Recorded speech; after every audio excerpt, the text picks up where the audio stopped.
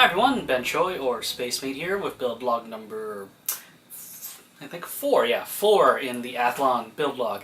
So this week I think I actually I've had more setbacks than, advances, and I think I'm actually further behind than I was in the last video log, so I'll go into detail that in a little bit.